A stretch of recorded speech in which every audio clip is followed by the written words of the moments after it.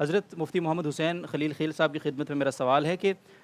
عام فہم انداز میں اگر فقہ المعاملات کا ایک تعارف آپ کروائیں لوگوں کو کہ فقہ المعاملات کیا ہے، ایک عام آدمی بھی اس کو سمجھ سکے کہ اس شعبے میں کیا ہو رہا ہے، تو میں درخواست کروں گا کہ اس طرح کا ایک بریف تعارف آپ کروائیے ہمارے ناظرین کے لیے۔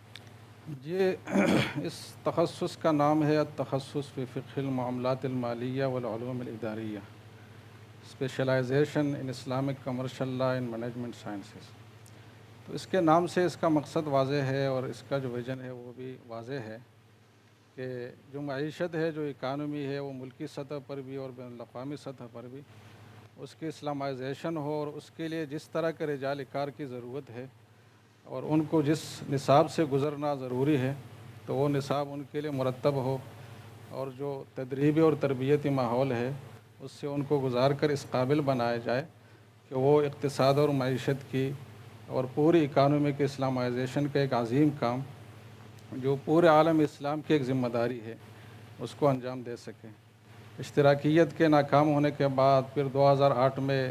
کیپٹلزم کے بنیادیں ہل جانے کے بعد پوری دنیا کی نظر اس بات کی طرف آئی کہ ایک تیسرے نظام کی ضرورت ہے جو عدل و انصاف پر مبنی ہو، جو انسانی مسائل کو حقیقی انداز میں ڈیل کرے۔ جی تو وہ نظام دنیا کو دینا یہ ہمارے مسلمانوں کی ذمہ داری ہے اور یہ ہمارے اوپر قرض ہے۔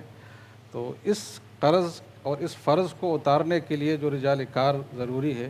تو وہ تیار کرنا اس شعبے کی بنیادی ذمہ داری ہے، اور یہ اس کا ایک بنیادی ویژن ہے۔